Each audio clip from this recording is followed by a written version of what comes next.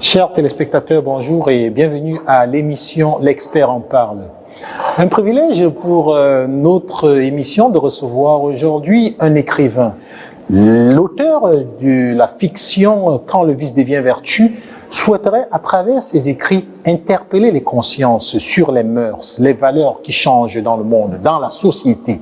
On parle d'escroquerie, on parle de corruption, on parle bien sûr aussi d'homosexualité. En fait, c'est un livre avant-gardiste et qui pourrait bien sûr apporter beaucoup dans le monde. Alors, on va parler avec l'auteur aujourd'hui. Bonjour, Monsieur Malep, et merci d'avoir accepté notre invitation. Bonjour, Prince Liali, c'est bien ça? C'est bien ça. Merci de m'avoir avec vous ici aujourd'hui. On est vraiment content de vous recevoir. Alors, Monsieur Malep, en fait, qu'est-ce qui vous a poussé à écrire? Vous savez, en fait, c'est une très belle question. Ce qui m'a poussé à écrire, je dirais plutôt que je suis un passionné de la vérité et de la justice. Donc, je rêve d'une société où les gens sont beaucoup plus intègres, où les valeurs morales sont beaucoup prises en considération. Donc, c'est cette passion-là qui m'a poussé à écrire ce livre. Moi, j'ai lu votre livre avec passion, avec avidité. Je l'ai parcouru, je l'ai lu 3 fois, pour vous dire la vérité. Et il est vraiment très intéressant. Il y a beaucoup de choses intéressantes là-dedans. Mais pour commencer, avant de parler du livre, je suis certain que la plupart de nos téléspectateurs souhaitent savoir c'est vraiment qui. Qui êtes-vous? Qui est Monsieur Massouda Malep? Je suis auteur de ce livre intitulé « Quand le vice devient vertu ». Comme je l'ai dit au début de cet entretien, je suis passionné de la justice et de la vérité. Donc, cette passion-là m'a mené à écrire ce livre que vous tenez entre vos mains, dont je me décrirais pour quelqu'un qui fonce pour défendre certaines valeurs. Pourquoi ce titre, Quand le vice devient vertu? C'est un titre très frappant. Quand le vice devient vertu, le vice, c'est les défauts. Et la vertu, c'est les qualités. Pourquoi ça? Pourquoi ce titre et non un autre titre? Bon, effectivement, parce qu'aujourd'hui, nous vivons dans une société, comme vous venez de le mentionner, où les valeurs sont inversées. Et on a tendance, pas tendance, on le remarque très souvent. On remarque très souvent que nous avons tendance à valoriser les vicieux. Vous allez voir que nous célébrons beaucoup plus de gens malhonnêtes et nous le voyons un peu partout. Ce n'est pas seulement spécifique à une société, c'est dans toutes les sociétés. Moi, j'ai eu la chance de vivre dans plusieurs pays, de voyager un tout petit peu dans le monde, et on remarque que partout cette polarité existe. Si vous pouvez me permettre, bien sûr, bien sûr. Le vice et la vertu. Donc, ce titre, il nous interpelle tous. Et je crois que même avant de commencer la lecture, juste avec le titre, on a envie d'ouvrir ce livre et le lire. Okay. Parlez-nous des 2 caractères centraux, Monsieur Fé et Monsieur Ngueman. Ouais, nous avons Monsieur Fé et Monsieur Nguemi. Nguemi. Alors, c'est 2 noms qui dérivent, en fait, qui viennent d'un certain langage populaire du Cameroun, mon pays d'origine. Nguemi est le grand frère d'une fratrie. Ici, on parle d'une fiction, un pays qui s'appelle Kunta. Et la famille Mona, qui est la famille de Nguemi Fé, est originaire d'un petit royaume qu'on appelle Kinti. Alors, Nguemi est dans l'aîné de la fratrie, une fratrie de 6. Il a été tellement sérieux dans sa vie, il a travaillé tellement fort pour obtenir à la fin un doctorat d'une université, d'une ville qu'on appelle Katika. Il a fini par être enseignant dans cette université. Mais malheureusement, il était rémunéré il avait un petit salaire en francs de chamalière. Exactement, c'est les francs que vous utilisez, les francs de chamalière. Francs de chamalière, en fait, c'est une monnaie commune qui est utilisée dans 14 pays africains, 14 pays francophones. C'est en fait le franc CFA. Le franc CFA. Voilà, donc je dis franc de chamalière parce que la monnaie est imprimée à chamalière. En à chamalière, ok. Donc, Nguema a fourni tellement d'efforts pour arriver là. Donc, il représente l'effort, il représente le travail, le sérieux. Alors, et nous avons fait, par contre, qui a toujours mené une vie de débauche. Il s'est retrouvé par des moyens très peu recommandables en Europe et il est devenu subitement très, très riche. Et personne dans la famille ne s'est posé la question d'où vient cet argent. Alors, il est devenu aussi un exemple pour la jeunesse, pas seulement de la jeunesse de Kite, mais de Kouta. Et la famille ne jurait que sur lui. Il n'y avait aucune décision au sein de la famille qui était prise sans que fait ne soit consulté. Okay. Le livre présente notre société africaine dans toute sa réalité, sans tabou. Mais avec beaucoup d'humour aussi. Donc, c'est une lecture très facile. Vous l'avez lu 3 fois. 3 fois, oui. Vous l'avez lu 3 fois parce que vous avez eu envie de le lire. Et j'ai encore envie de le lire. Voilà. et donc, nous ne présentons pas seulement, je ne présente pas seulement des problèmes de société, mais nous offrons quand même des pistes. J'offre dans ce livre des pistes de solutions, oui. Telles que la spiritualité africaine. Je l'ai dit une fois, dans toute sa splendeur, avec les rites qui l'accompagnent. Qu'est-ce qui a suscité en vous cette envie de soulever ce problème-là? Quel est le message que vous voulez faire ressortir à travers? C'est une réalité qui est là. Et on devrait en prendre conscience. Je l'ai très souvent dit, tout comme la politique. Si la spiritualité, si on ne la fait pas, on la pratique pas, on la subit. Okay. On la subit. Okay. Parce qu'avant toute chose, nous sommes des êtres spirituels. Et on vient de quelque part. Donc, la politique est présente parce que les élus représentent le peuple. Et les élus sont le reflet du peuple. Donc, si on a un peuple désordonné, il est difficile d'avoir des élus qui sont très honnêtes, très travailleurs. C'est la même chose au niveau de la spiritualité. Donc, je ramène la spiritualité dans son essence. Parce que, par exemple, en Afrique, les gens ont tendance à dire ancêtre, ancêtre, ancêtre, ancêtre. Mais qui est le plus vieux de tous les ancêtres? C'est Dieu. C'est bien Dieu. Parce qu'au début, c'est Dieu.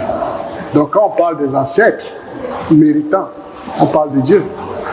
Donc, la spiritualité nous mène vers Dieu.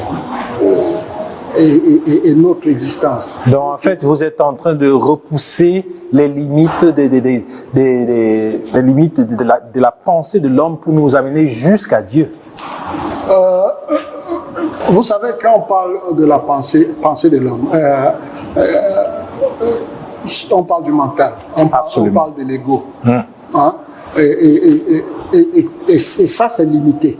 Okay. Ça, c'est limité. Mais quand on parle de la spiritualité, on est dans un processus de recherche de la vérité. Un processus de recherche de soi. OK. Hein? Et ça, c'est nous-mêmes. Par exemple, si vous me permettez, il y a dans un passage de ce livre, à la page 133, je mentionne que quand on vient sur Terre, la mère nature nous prête l'enveloppe dans le corps dans lequel nous vivons. Absolument. Et quand le moment arrive de partir, elle nous le reprend. Ça veut dire que nous venons, nous existons.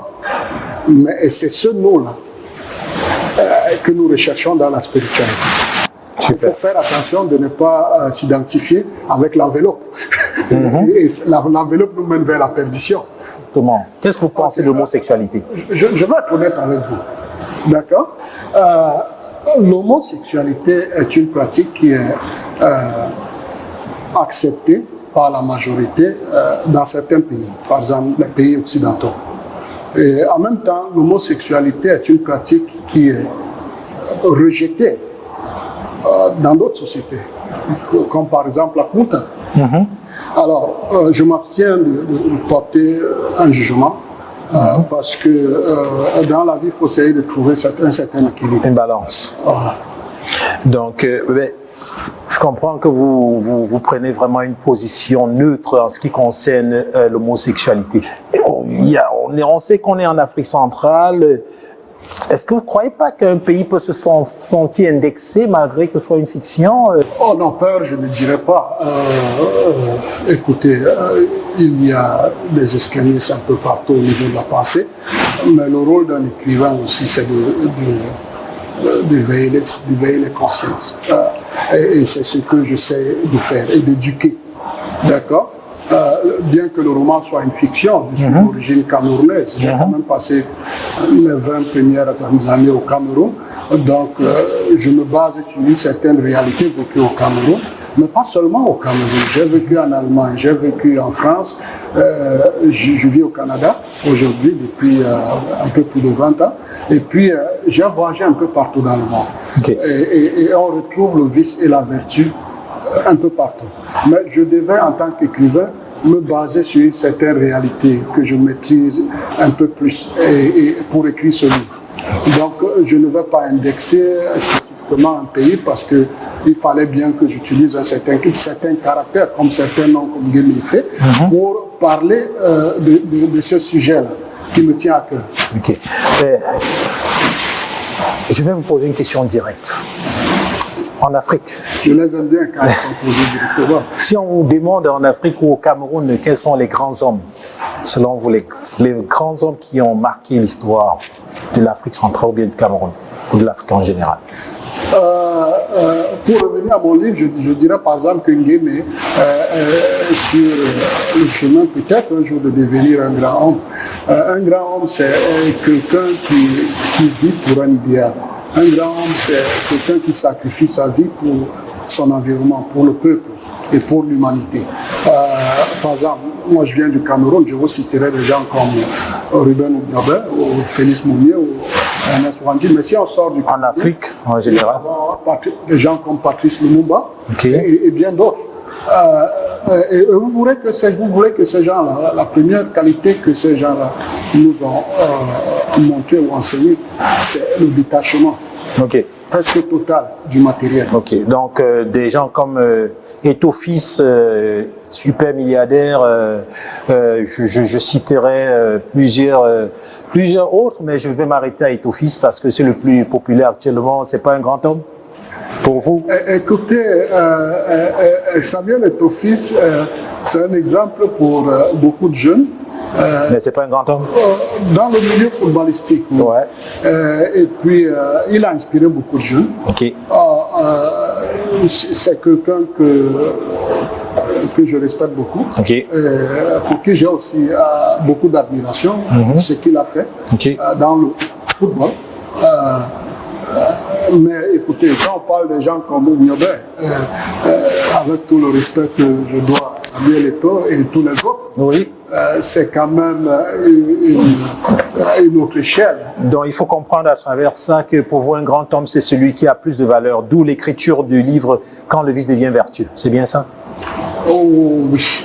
Oui. Alors, on va pouvoir revenir pour la suite de cette entrevue après ce pause.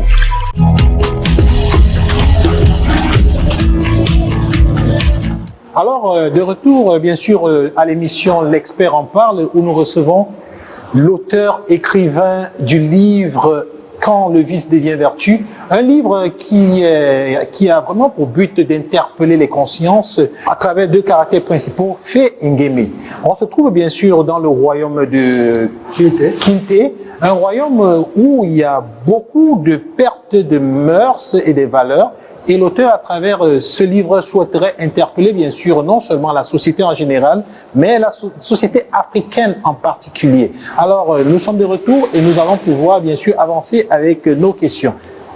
En fait, parlez-nous un tout petit peu de la vraie problématique dans votre livre, Monsieur Mallet. Ce livre, en fait,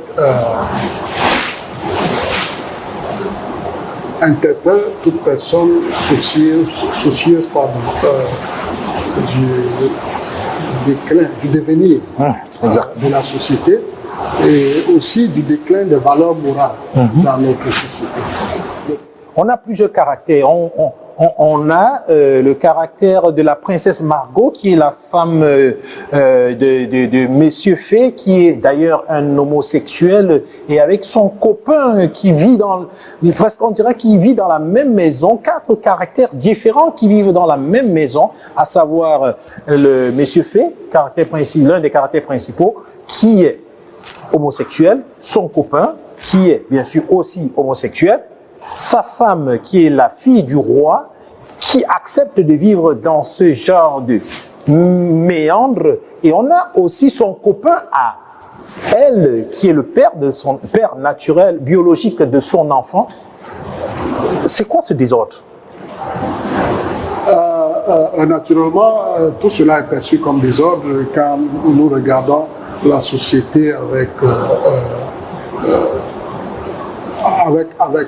disons, quand nous jetons un regard totalement de Kunta vers ce qui se passe. Je veux dire, il y a une certaine perception des choses qui est spécifique aux gens de Kunta, je veux dire aux Africains dans cet exemple. Mais je vous pose une question. Ce que vous considérez comme désordre existe vraiment? Il y a des couples, il y a des gens qui vivent ensemble. Oui. Avec des partenaires différents. Vous pouvez être avec votre épouse, elle a un autre partenaire, vous avez d'autres partenaires, certains hommes et femmes. Et dans cette société, ici, nous considérons que c'est normal. Ce n'est pas un désordre pour eux, c'est normal. Alors, je comprends donc pourquoi, pour un Africain qui regarde, qui lit le roman, il peut se dire que c'est un désordre. Et parce que dans cette société africaine, c'est tout un désordre. Quand on parle d'homosexualité, ce n'est pas bien perçu. La recherche de l'autorité a même fait entrer dans certaines ententes avec son épouse. Et son épouse qui veut vivre son amour et qui ne pourra jamais dire non à son père le roi parce qu'elle a quand même grandi dans avec ces valeurs traditionnelles où on respecte l'ancien, où la fille ne dit pas non à son papa. Donc elle va donc vouloir garder cette image et à la fin, le fait que Fay soit homosexuel l'arrange parce qu'elle peut maintenant vivre son amour, bien que ce soit en cachette, mais vivre son amour avec Bryce. J'aimerais juste comprendre quelque chose. Vous avez plusieurs casquettes. Vous êtes ingénieur chimiste, vous êtes un expert comptable, vous êtes un auteur, écrivain. Un parcours riche, atypique. Atypique, parce que pour y revenir, en fait, à la base, comme vous l'avez dit, j'ai fait des études d'ingénieur chimiste en Allemagne et en allemand aussi. J'ai d'abord fait un baccalauréat C au Cameroun. Sprechen Sie in Deutsch? Ja, ich spreche sehr gut Deutsch. Ok, bon. Me parlons en français. Absolument, c'était juste comme... je viens du Cameroun, j'ai d'abord fait un baccalauréat C au Cameroun, j'ai fait des études en français, des études d'ingénieur chimiste en allemand, un MBA en anglais, et puis mon expertise en comptabilité en anglais. Et en plus de ça, j'enseigne aussi les arts martiaux. Donc je porte ces casquettes-là. Vous êtes troisième dan ceinture noire. Gojoro, karaté, c'est un style de karaté. Mais je mentionne tout cela pour rappeler aux uns et aux autres que l'écriture, écrire un roman, ne devrait pas être réservé seulement aux gens qui ont fait des études en littérature. En littérature, ou disons, en gros, dans les sciences sociales. Des études dans les sciences sociales.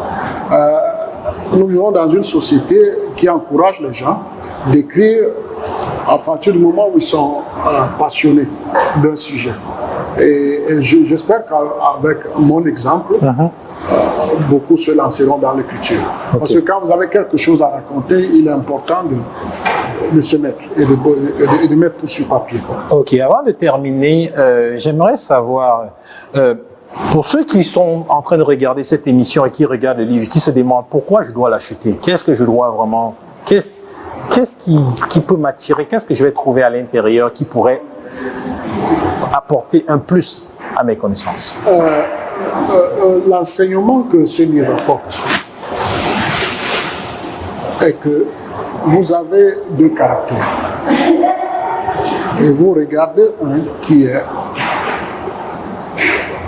très attaché au matériel, qui est très attaché au paraître, qui fera tout pour de l'argent. Et vous avez un qui est très attaché à certaines valeurs, comme le travail, comme l'intégrité, et qui fera tout pour que ces valeurs soient maintenues et respectées dans la société. Et à la fin, le livre vous montre comment l'un finit et comment les deux finissent. Okay. C'est à vous de voir le choix, de faire le choix. Faire le choix. Est-ce que c'est le tome 1 ou bien c'est le seul livre que vous aurez à écrire? Ce n'est pas le seul. Ok. Il y aura un tome 2, et peut-être un tome 3. Et il y aura aussi Dieu nous prête vie, peut-être plusieurs autres livres. Bien d'autres livres, nous vous le souhaitons. Si Dieu nous prête vie. Nous ne sommes rien, en fait. Nous ne contrôlons rien. Si Dieu nous prête vie. I know that there are many English readers. Oh. Did you think about them? Because I know the one I have now is a French version. What about your team? Do you have a team who work with you? Yeah, I have a team. First of all, my team and I have talked about the English-speaking people who would be interested in reading the book. Yeah. So we have an English version of the book. We also have a Chinese version. And we're thinking about maybe in the future, the German version of the book. I've been very blessed to have excellent people, professional around me. I would like first of all to say thank you to my beautiful wife, Christine Masoda, who has done a fantastic job in editing the book. And we were also blessed to have Mr. Pascal Atem, who has done an excellent work in translating the book from English into French. And he's here with us, and I don't know if... Sorry. We are also very blessed to have Mr. Pascal Atem, who has done an excellent work translating the book from French into English. I would like to say thank you to Mr. Pascal Atem. As an author, I do consider a translator of the book as the second author of the book, because in order to do the type of job that Mr. Pascal Atem has done, you have to be in the mindset of the author. Exactly. So if you don't mind, Mr. Pascal Atem, let us like to say something. Welcome, Mr. Atem.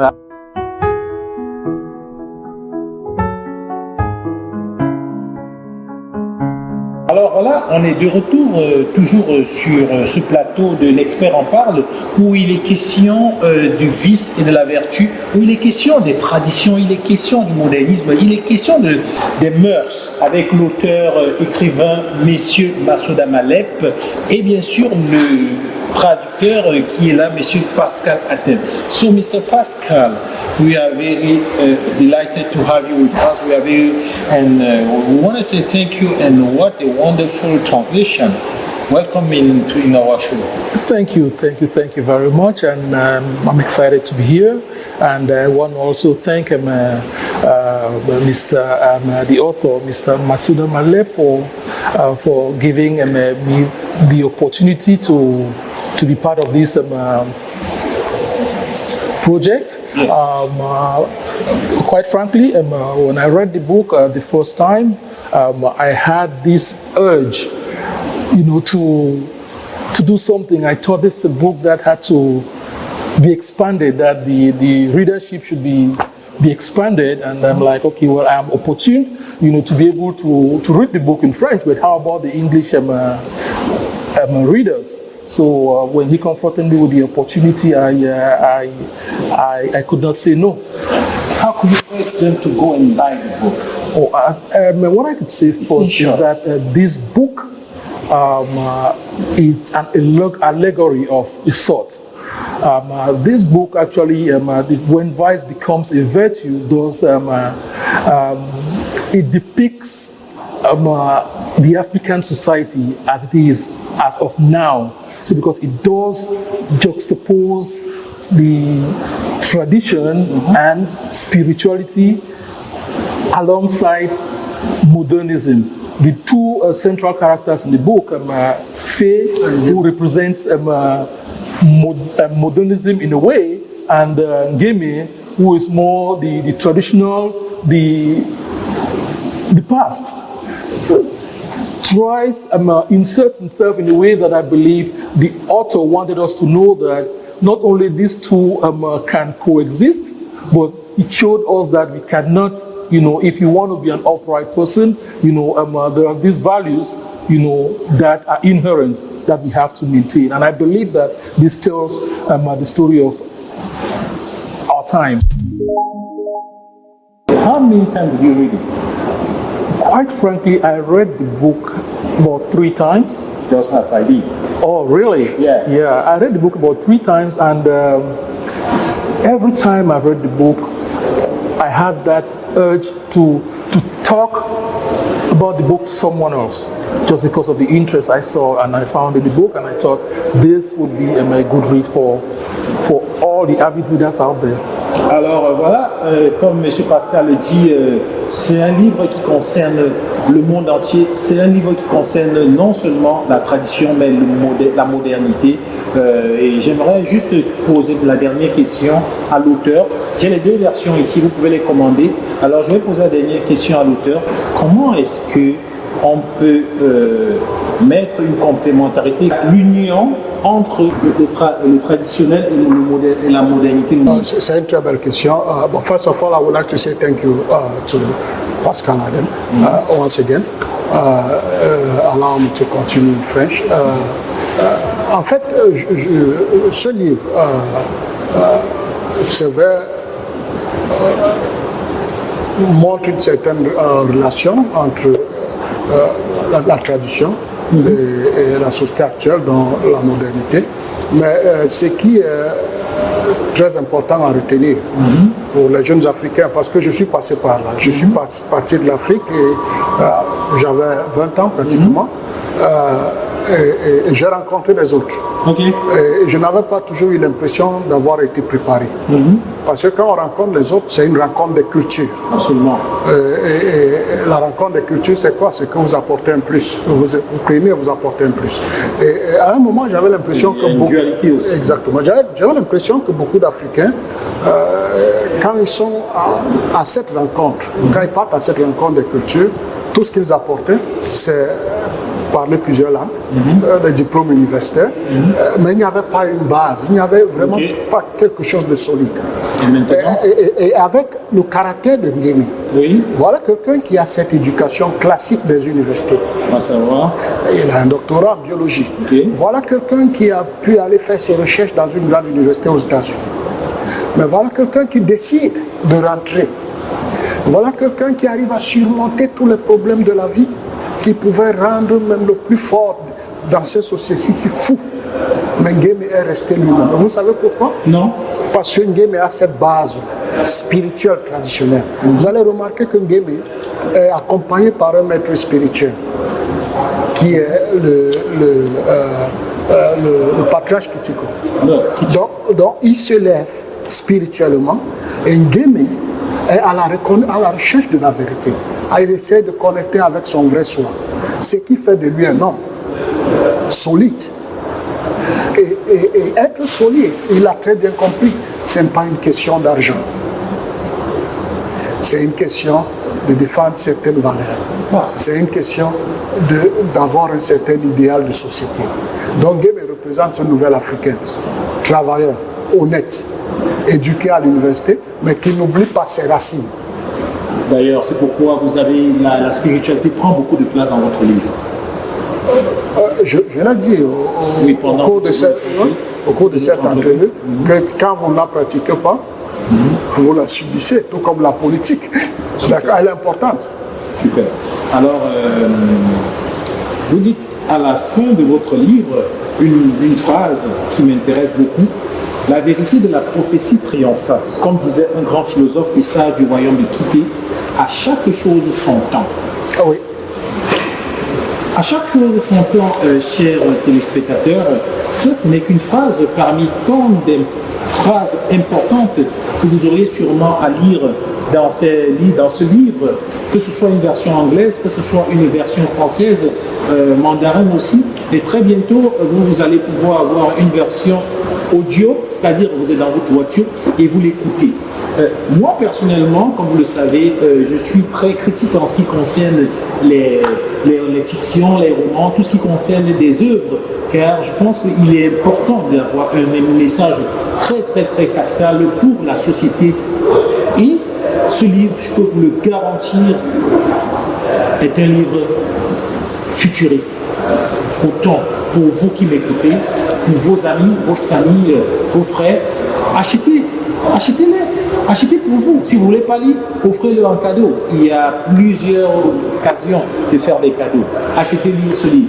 Alors, pour terminer, messieurs Massouda, la réponse à la question non posée. Oh, j'aimerais dire que ce livre dépeint la réalité de la société de notre temps et aussi la société future. Parce que aussi longtemps qu'il y aura des humains, le vice et la vertu existeront toujours. Aussi longtemps que les humains vivront toujours. Aussi longtemps qu'on sera toujours dans cette enveloppe qui nous a été prêtée par la mère Terre, et il y aura le vice et la vertu. Mais il faudra donc penser à remettre les valeurs telles que l'intégrité, la justice au premier plan. Alors les livres se retrouvent sur Amazon. Pour l'instant, oui. Vous pouvez trouver les livres sur Amazon ou alors écrire aux médias de la diversité Diaspora Interaction pour commander vos livres. Vous pouvez contacter Monsieur Pascal Athème. Bref, si vous avez besoin de ce livre, écrivez-nous, contactez-nous. Monsieur Athème, un mot de fin. Well, I would just urge everyone again, and if you can realize, I've used the word urge.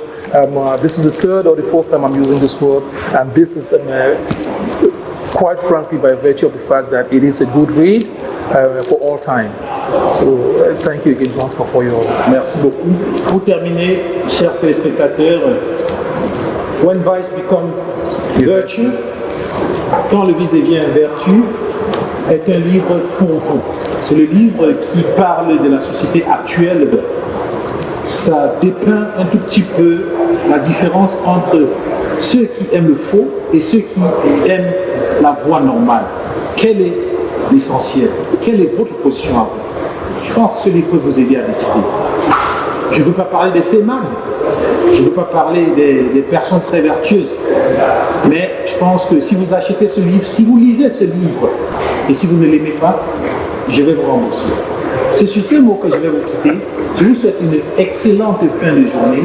C'était The One International Forum Tchatchoua Prince Dialé.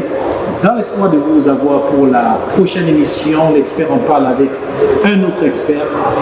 Je vous dis à bientôt. Massouda Malek, un nom à retenir pour le futur. À très bientôt. Merci.